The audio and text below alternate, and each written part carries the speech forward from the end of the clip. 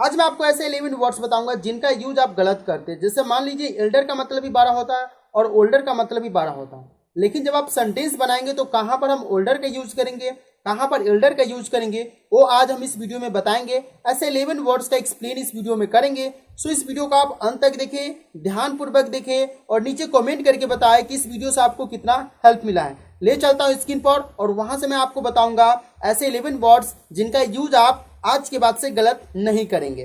आगे हैं स्क्रीन पर और यहाँ से आप जानेंगे ऐसे कंफ्यूजिंग वर्ड्स जो आपको हमेशा कंफ्यूजन करते रहते हैं कि कहाँ पर हम एल्डर का और ओल्डर का प्रयोग करें, कहाँ पर हॉट का या वार्म का यूज करें, जबकि दोनों का मीनिंग जो होता है हिंदी अर्थ सेम टू सेम होता है। तो चलिए वीडियो को शुरू करते हैं। उससे पहले एक रिक्वेस्ट है कि यदि आप इस चैनल पर नए हैं, अगर आपको ये वीडियो बहुत अच्छा लगेगा तब आप इस चैनल को सब्सक्राइब भी कीजिएगा और इस वीडियो को लाइक भी कीजिएगा। अन्यथा आप मुझे डिसलाइक करके इस वीडियो के नीचे कमेंट जरूर कीजिएगा कि आपको इसमें क्या गलत लगा। चलिए मैं आपको ले चलता हूँ और आपको बताते हैं। आपको इस वीडियो में मैं बताऊंगा एल्डर वीएस ओल्डर का प्रयोग, म्यूचुअल वीएस कॉमन का, क्वार्टर वीएस क्वार्टर्स का, एयर वीएस विंड का, मच वीएस मेनी का, विटनेस वीएस एविडेंस का। दोनों सबका मतलब ये जो वर्ड्स है वो सबका एक एक मीनिंग, मतलब जो दोनों का मीनिंग जो होता है वो सेम टू सेम होता है और कहाँ पर हम कैसे यूज करेंगे वो आज हम आपको बताएंगे। यहाँ पर देखिए साउंड वीएस वॉइस का, centre V S middle, floor V S ground, उसके अलावा है फ्लोर वीएस ग्राउंड के बाद वार्म वीएस हॉट और कूल वीएस कोल्ड। ऐसे 11 वर्ड्स जो आपको कंफ्यूजन करते रहते हैं, हमेशा कंफ्यूजन करते रहते हैं, वो आज हम इस वीडियो में कंफ्यूजन को दूर करेंगे। तो सबसे पहले जो है वो है एल्डर वीएस ओल्डर। इसका प्रयोग हम जान लेते हैं। यहाँ देखिए एल्डर वीएस ओल्डर है, इस दोनों का मतलब जो होता है बड़ा होता है। अब कहाँ पर हम एल्डर का यूज करेंगे, कहाँ पर ओल्डर का। एल्डर का प्रयोग, इसका प्रयोग एक ही माता पिता के संतानों के बीच में से बड़े वालों के लिए किया जाता है। अब जो एक ही माता पिता के संतान है, जैसे मैं मान लूं मैं 3 भाई हूँ, तो मेरे भाई बहन जो भी है वहां पर अगर मैं बड़े वाला हूँ तो मेरे साथ एल्डर का प्रयोग किया जाएगा और मेरे जो चचा का बेटा है उसके साथ ओल्डर का प्रयोग किया जाएगा। ठीक है, तो यहाँ पर मैं आपको एग्जाम्पल के साथ यहाँ पर क्लियर करा रहा हूँ। राम और लक्ष्मी एक एक ही माता पिता के भाई बहन है, तो यहाँ देखिए Ram is elder to Lakshmi, Ram Lakshmi से बड़ा है। ठीक है, अब हम देखते हैं ओल्डर का प्रयोग। ओल्डर, इसका प्रयोग एक ही माता पिता के संतानों को छोड़कर दूसरे के साथ कंपेयर करने के लिए किया जाता है। आपके गांव आसपास आपके चाचा के या आपके फुआ के जो भी रहेंगे वहां पर किया जाता है। Ram is older than Sita, Ram Sita से बड़ा है। अब आपको एक चीज और कंफ्यूजन जो है हम आपको दूर करा दे, जो आपके कॉम्पिटेटिव लेवल के एग्जाम में पूछे जाते हैं। ओल्डर के बाद आपको क्या करेगा ना, कहीं पर ओल्डर के बाद आपको टू दे देगा, ठीक है, और कहीं पर एल्डर के बाद देन दे देगा। तो आपको लगता है कि हाँ एल्डर के बाद देन आएगा, ओल्डर के बाद भी टू आएगा, तो आप मिस्टेक कर जाते हो और आपका नंबर कम हो जाता है। सो यहाँ पर आप ध्यान कर ले कि हमेशा एल्डर के बाद टू आता है और ओल्डर के बाद देन आता है। ये कॉम्पिटिटिव एग्जाम में 2 से 3 बार पूछ चुका है, एसएससी के एग्जाम में पूछे हुआ है। सो आप इसे कंप्लीट कर ले। चलिए आगे चलते हैं। आगे है mutual V S common. Mutual V S common मतलब होता है, दोनों का हिंदी समान नहीं होता है कि कहाँ पर हम म्यूचुअल का और कहाँ पर कॉमन का यूज करेंगे। म्यूचुअल का यूज दो के बीच संबंध दर्शाने के लिए इसका प्रयोग किया जाता है। कहीं भी जब दो के बीच संबंध दर्शाना हो तो हम वहां पर म्यूचुअल का प्रयोग करेंगे। जैसे आप यहाँ पर देख सकते हैं, Ram and Mohan are mutual friend.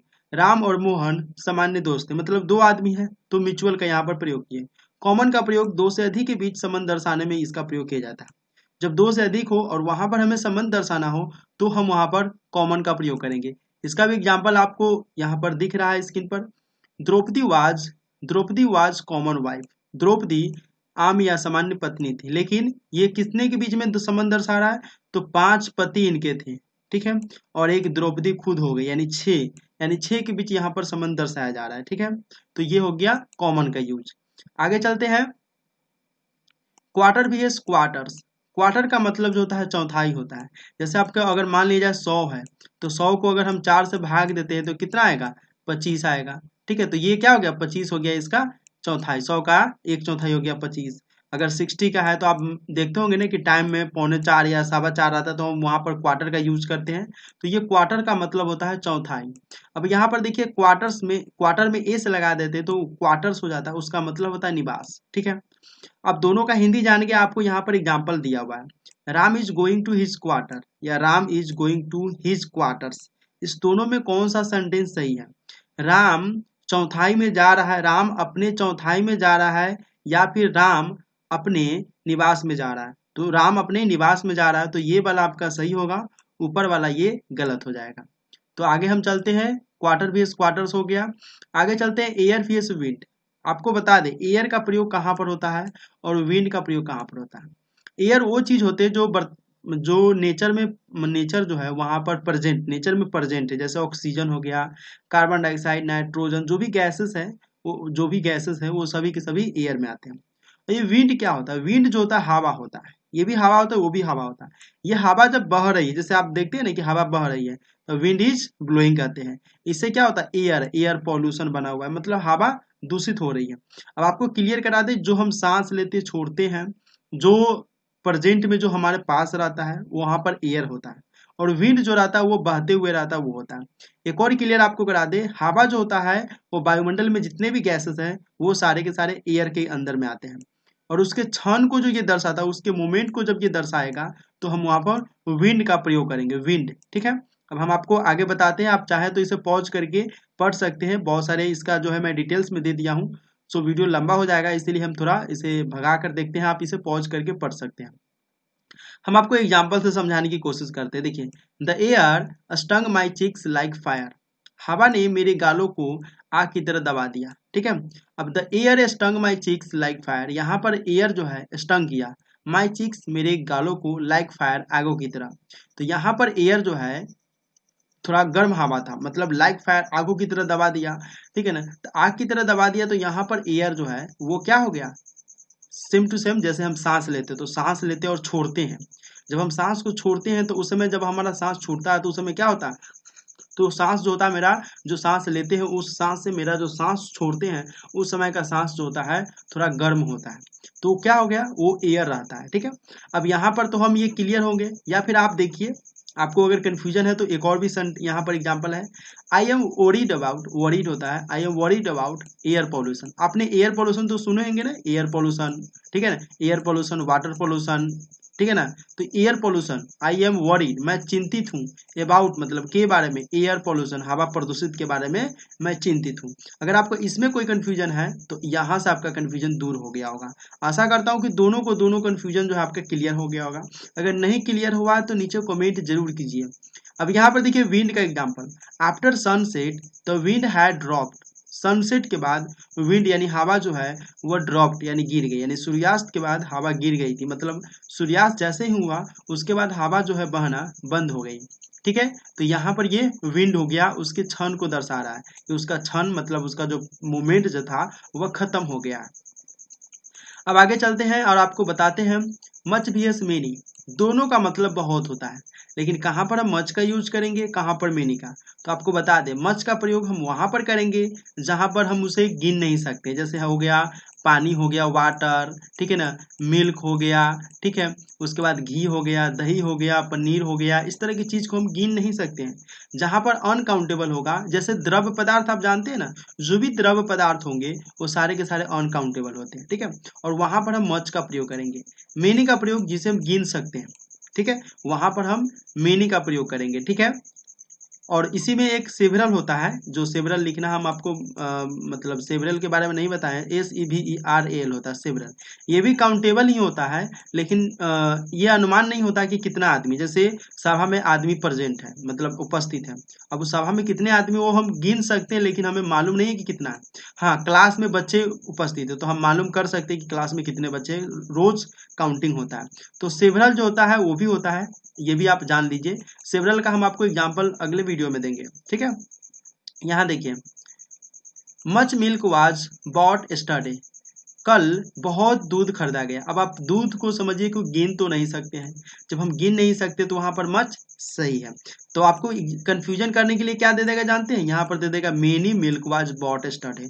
और आपके कॉम्पिटेटिव एग्जाम में ऐसे ही क्वेश्चन रहता है, और आपको लगता है कि हाँ बहुत सारे मिल्क जो है कल खरीदा गया, दूध खरीदा गया, और आप सही कर देते, तो आपको कंफ्यूजन यहीं पर करेगा। सो आप ध्यान में रखें कि जो भी द्रव्य पदार्थ होंगे वहां पर हम मच का यूज करेंगे, और जो गिनती की जा सकती है वहां पर हम मेनी का, जो गिनती भी की जा सकती है लेकिन बहुत ज्यादा है तो हम वहां पर सेवरल का यूज करेंगे। चलिए मेनी का पहले देख लेते हैं। Many boys are present today. आज बहुत से लड़के मौजूद हैं, तो ये भी सही है कि लड़के तो हम गिन सकते हैं, जो मेरे मतलब कहीं भी लड़के प्रेजेंट हैं तो हम तो गिन सकते हैं, वहां पर काउंटेबल हो गया। तो यहाँ पर ये काउंटेबल हो गया। अब एक चीज और आपको ध्यान रखना है, यहाँ पर मेनी की जगह आपको हटाकर मच दे देगा, much boys are present today, तो आप सही कर देंगे, लेकिन गलत है, वो सही नहीं होगा, यहाँ पर मेनी ही सुटेबल करेगा। ठीक है, आगे चलते हैं, विटनेस वीएस एविडेंस। चलिए मैं आपको कहानी के थ्रू समझाता हूँ। राम और श्याम में दुश्मनी था, और राम और श्याम के घर के बगल में मोहन रहता था। राम ने, ये देखिए, राम जो है वो श्याम को मारा। किससे मारा? तो बंदूक से मारा। ये बंदूक है आपका, ठीक है, और ये बंदूक से मारा। ये हो गया राम और ये हो गया श्याम, ठीक है। और मोहन, मान लीजिए कि यहाँ पर मोहन का घर है और उसी घर में मोहन जो है रहता है। अब ये राम जो है इसको मारा, ये राम इसको मार दिया, ठीक है। तो राम इसको मारा, किससे मारा? तो ये गन से मारा। और ये क्या हो गया? यहाँ पर मोहन जो है देख रहा था खिड़की से, तो ये मोहन जो हो गया, ये हो गया विटनेस, ये गन जो हो गया वो हो गया एविडेंस। आपको समझ में आ ही गया होगा, ठीक है, कि राम ने श्याम को मारा, मोहन देख रहा था और गन भी है, गन से मारा गया। तो जिस चीज से मारा जाता है वो एविडेंस होता है। और कोई आदमी अगर आपको मारते हुए देख लेता है, जो आपका गवाह होता है वो कोई आदमी होता है, सजीव प्राणी होता है, तो वो विटनेस होता है, ठीक है। तो चलिए मैं आपको अब यहाँ से कराता हूँ। दोनों का मतलब होता है साक्षी या साक्ष्य होता है। विटनेस होता है मानव के लिए यूज होता है, जैसे an old man was only one witness of the murder, ठीक है। एक बूढ़ा व्यक्ति हत्या का केवल एक गवाह था, ठीक है। ये क्या हो गया? बूढ़ा व्यक्ति। तो बूढ़ा व्यक्ति क्या हो गया? कोई आदमी है, सजीव प्राणी है। तो यहाँ पर ये an old man was only one witness of the murder, एक बूढ़ा व्यक्ति हत्या का केवल एक गवाह था। ये आपका, ये इससे विटनेस क्लियर हो गया। अब हम चलते हैं एविडेंस के ऊपर। वस्तु के लिए किया जाता है। A fire gun was only one evidence of the murder, एक फायर की गई बंदूक हत्या का केवल एक सबूत था। अब यहाँ पर क्या है? गन जो है ये क्या हो गया? एविडेंस हो गया, ठीक है। चलिए आगे चलते हैं। Sound obvious voice, sound versus voice. Sound का प्रयोग और वॉइस का प्रयोग कहाँ करते हैं? तो आप याद कीजिए, आपके आस पड़ोस या कहीं भी आप जो है साउंड मतलब डीजे की आवाज़ सुने होंगे, आपके पास मोबाइल है, मोबाइल की आवाज़ सुने होंगे, टीवी की आवाज़ सुने, टीवी में जो वीडियो फिल्म वगैरह देखते हैं उनकी आवाज़ सुने होंगे, या लैपटॉप है, लैपटॉप की आवाज़ सुने होंगे। तो जो भी निर्जीव प्राणी के अंदर से आवाज़ आती है तो हम वहाँ पर साउंड का यूज करेंगे। कोई भी निर्जीव है, साउंड मेरा जो मोबाइल है, लैपटॉप है, कंप्यूटर है, डीजे है, या फिर जिस चीज़ के अंदर से जो निर्जीव है उसी के अंदर से आवाज़ आती है तो हम वहाँ पर साउंड का यूज करेंगे। और जो ऐसे सजीव प्राणी जिसके अंदर से आवाज़ आता है तो हम वहाँ पर वॉइस का यूज करेंगे, ठीक है। अब देखिए दोनों का हम यहाँ पर कैसे प्रयोग करते हैं। साउंड मतलब होता है वस्तु के लिए, ठीक है। There was not a sound inside of the cave, गुफा के अंदर कोई आवाज नहीं थी। अब गुफा क्या हो गया? निर्जीव प्राणी है ना, तो गुफा के अंदर कोई आवाज नहीं थी। तो यहाँ पर हम क्या किए हैं? साउंड का यूज किए हैं। चलिए अब आगे चलते हैं। वॉइस का यूज हम कहाँ पर करते हैं? तो वॉइस का यूज देख लेते हैं। वॉइस जो होता है मानव के लिए होता है। The voice was not hers, आवाज उसकी नहीं थी, यानी the voice was not her, आवाज उसकी नहीं थी, मतलब कोई लड़की है जिसकी आवाज ये नहीं थी, उसके बारे में दर्शाया जा रहा है। अब आगे चलते हैं। Centre V S middle, centre V S middle का भी हिस्सा आप आपको समझा देते हैं। देखिए आप जो है बचपन में या फिर आप पढ़े होंगे, ये एक मान लेते हैं कि ब्रीथ है और ब्रीथ के बीच में एक सेंटर दिया रहता है, ये सर्किल हो गया, ठीक है। तो ये क्या होता है? आप पढ़े होंगे मैथ में कि the centre of this circle is A या B, let the centre of the circle A. आप यहाँ पर क्या करते हैं? ए मान लेते हैं, ठीक है, और इधर से कोई घेरा कर देते, इधर से भी कोई घेरा कर देते, और यहाँ पर करते कि पूरा जो है 5 सेंटीमीटर है तो आधा क्या होगा? रेडियस क्या होगा, ठीक है, आप आर निकालते हैं। तो ये क्या होता है? सेंटर होता है। सेंटर का मतलब क्या होता है? देखिए ये हो गया लाइन, और इसके ठीक बीचों बीच जो रहेगा वो सेंटर होगा। अब फिर चलिए मैं एक लाइन खींच लेता हूँ और मैं यहाँ पर दे देता हूँ या फिर कहीं यहाँ पर दे देता हूँ, तो मेरा मिडिल हो गया। यानी कुल मिलाकर बात करें तो सेंटर का मतलब होता है कि जिसका चारों तरफ से बराबर हो, जो चारों तरफ से इक्वल डिस्टेंस के बीच में उसका कोई बुनका हो, कोई स्थान हो, तो वह सेंटर होता है। और मिडिल का मतलब होता है कि उसके काट में भी रहेगा, बीच में भी रहेगा, मतलब बीच के थोड़ा अलग टाइप में, थोड़ा बीच में सेम टू सेम नहीं होना चाहिए, बीच से अलग टाइप का होगा, तो वहां पर हम मिडिल का यूज करेंगे, ठीक है। मिडिल का मतलब, सेंटर का मतलब केंद्र, या मिडिल का मतलब मध्य, यानी दोनों का मतलब केंद्र या मध्य होता है। आप वर्ड मीनिंग में या फिर आपका डिक्शनरी तो वहां पर जाकर सर्च कर सकते हैं। यहाँ पर देखिए equally distance from all side is called centre, सभी तरफ से समान दूरी को केंद्र कहा जाता है, ठीक है। जो सभी तरफ से समान दूरी रहेगा तो हम वहां पर उसे केंद्र कहेंगे। अब आगे देखते हैं एग्जाम्पल के साथ। In the centre of the principal quadrangle of the hospital there was a statue of George. कहता है कि in the centre of the principal quadrangle of the hospital there was a statue of the George. अब इसका हिंदी देख लीजिए क्या है। अस्पताल के प्रमुख चतुर्भुज के केंद्र में जॉर्ज की एक प्रतिमा है। अब ये देखिए, in the centre of the principal quadrangle of the hospital, यानी हॉस्पिटल के ठीक, मान लीजिए कि कोई हॉस्पिटल हो गया, ये मान लीजिए बड़ा सा हॉस्पिटल है, तो इसके ठीक बीचों बीच में एक स्टैचू बना हुआ है, जॉर्ज का स्टैचू बना है, यानी मूर्ति बना हुआ है। तो ठीक क्या है, सेंटर पर है, यानी बीचों बीच में है। ठीक है, अब आगे चलते हैं और आपको बताते हैं मिडिल का use. But not equally distance from two और more points is called middle. सभी तरफ से असमान दूरी को मध्य कहा जाता है। ठीक है, अब इसका एग्जांपल देखिए, यहाँ पर है, what was he doing out here alone in the middle of the dessert. वह यहाँ अकेले रेगिस्तान के बीच में क्या कर रहा था। अब मान लीजिए रेगिस्तान है, तो रेगिस्तान को मिड सेंटर तो आप नहीं कर सकते, क्योंकि रेगिस्तान तो बड़ा होता है, कहाँ होता है, क्या है, उसका मिड सेंटर पॉइंट आप पकड़ना भूल ही जाइए, क्योंकि आप सेंटर पॉइंट उसका शायद नहीं भी पकड़ सकते हैं, ऐसा मेरा मानना है। ठीक है, तो मान लीजिए कि मिडिल हो गया, तो मिडिल यहीं भी होगा, या फिर कहीं यो आदमी यहाँ पर होगा, या फिर कहीं यहाँ पर होगा, अलग टाइप का, बीच बीच सेम टू सेम नहीं होगा, थोड़ा मोड़ा इधर चेंज हो सकता है। ठीक है, तो डिजर्ट हो, या फिर आप नदी में जाते हैं, या फिर ऐसे कहीं जगह जाते हैं जहां पर अनुमान आप लगाते हैं, तो वहां पर आप मिडिल का यूज करेंगे। ठीक है, आगे चलते हैं फ्लोर vs ग्राउंड। फ्लोर का प्रयोग कहाँ करते हैं और ग्राउंड का प्रयोग कहाँ करते हैं। जैसे मान लीजिए ये मेरा जो है एक रूम हो गया, ठीक है, मैं इस रूम में रह रहा हूँ, और ये मेरा जो है ग्राउंड हो गया, खेल का मैदान, ये बाहर से जाने का रास्ता हो गया। ठीक है, इस घर में मान लीजिए कि एक लड़का छोटा सा है और वो इस घर में खेल रहा है। ठीक है, ये रूम है, और एक लड़का जो है ये ग्राउंड में खेल रहा है, मतलब ये बाहर वाले जमीन में खेल रहा है। ठीक है, तो ये लड़का जब इस घर में खेलेगा, कमरे के अंदर वाला जो जमीन रहेगा, हम वहां पर फ्लोर का यूज करेंगे। क्या यूज करेंगे, फ्लोर का। अब मान लीजिए दूसरा लड़का जो है ये घर से बाहर होकर कोई ग्राउंड मैदान है वहां पर खेल रहा है, तो हम वहां पर वह ग्राउंड कहेंगे उसे। तो आशा करता हूँ कि ये क्लियर भी आपका हो गया होगा। चलिए एग्जाम्पल के साथ देख लेते हैं। फ्लोर जो होता है घर के अंदर वाले धरती को बोला जाता है। जैसे बच्चा फर्श पर खेल रहा है, the baby is playing on the floor. ठीक है, अब आगे देखते हैं और आपको बताते हैं ग्राउंड का प्रयोग। वैसे तो आप जान ही गए होंगे, एग्जाम्पल आपको क्लियर कराते हैं। कमरा के बाहर वाले जो धरती होते हैं, जो ग्राउंड हो गया, खेल का मैदान हो गया, खेत हो गया, फील्ड हो गया, या फिर रोड पर आप खेलते हैं, तो सारे के सारे ग्राउंड ही होंगे। रोड पर वैसे खेलते हो तो रोड ही कहलाएंगे, लेकिन रोड के आसपास में खेलते हो तो ग्राउंड ही कहलाएंगे, क्योंकि घर के बाहर जितने भी जगह है सभी के सभी आपके लिए ग्राउंड होगा। चलिए, राम मैदान में खेल रहा है, Ram is playing in the ground. Ram जो है मैदान में खेल रहा है, Ram is playing in the ground होगा। अब आगे चलते हैं 10वें नंबर पर। 10वें नंबर पर है वार्म vs हॉट। वार्म का प्रयोग कहाँ पर करते हैं, हॉट का प्रयोग कहाँ पर करते हैं। अब देखिए, वार्म का मतलब ही गर्म होता है और हॉट का मतलब ही गर्म होता है। वार्म जो होता है सुखदायी गर्मी होता है, और हॉट जो होता है दुखदायी गर्मी देता है।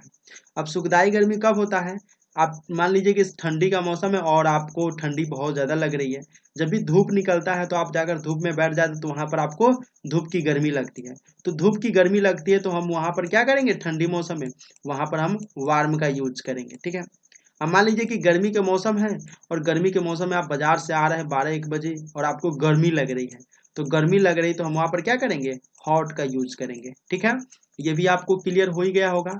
अब यहाँ देखिए, वार्म का प्रयोग सुखदायी गर्मी के लिए होता है। सुखदायी गर्मी, यहाँ पर देखिए एग्जाम्पल के साथ, I feel warm in winter season. सर्दी के मौसम में मुझे गर्मी लगती है। ठीक है, मतलब गर्मी लगती है, तो यहाँ पर क्या हो गया, उसको सुखदायी हो रहा है, यानी ठंडी के मौसम में आपको अगर गर्मी महसूस हो रहा है तो सही है ना। चलिए आगे चलते हैं। हॉट का मतलब होता है दुखदायी गर्मी। दुखदायी गर्मी आप जानते हैं ना, यहाँ पर देखिए आपको एग्जाम्पल के साथ क्लियर कराते हैं। The day is very hot today. आज बहुत गर्मी है। ठीक है, the day is very hot today मतलब आज के दिन जो है बहुत गर्मी है।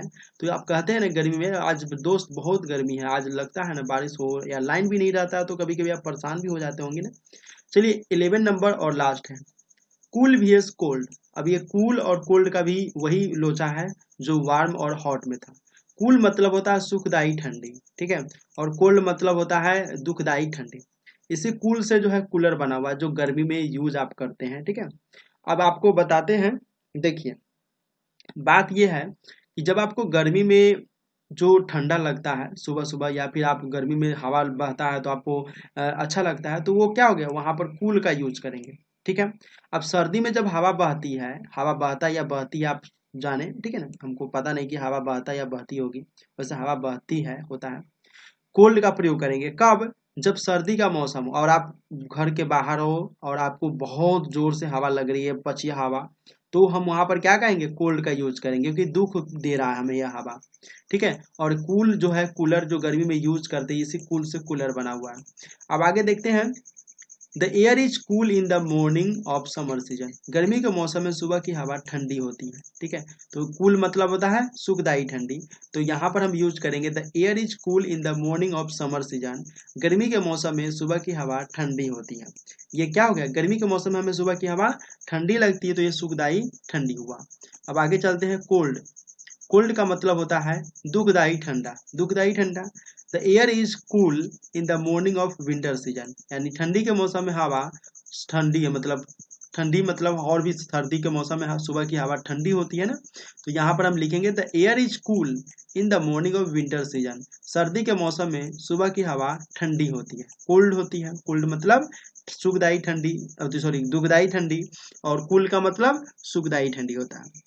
तो आशा करता हूं कि इस वीडियो में आप जरूर कुछ न कुछ सीखे होंगे। आप अगर इस वीडियो से कुछ सीखे हैं तब इस वीडियो को लाइक करें और इस चैनल को सब्सक्राइब करें, अन्यथा वीडियो को डिसलाइक कीजिए और नीचे कमेंट करके हमें बताइए कि आपको इस वीडियो से क्या आपको गलत लगा, क्या आपने नहीं सीखा, आपको समझ में नहीं आया। सो आप नीचे कमेंट कीजिएगा, तो आपको मैं बहुत बहुत धन्यवाद दूंगा। चलिए मिलते हैं अगले वीडियो में। जय हिंद, जय भारत।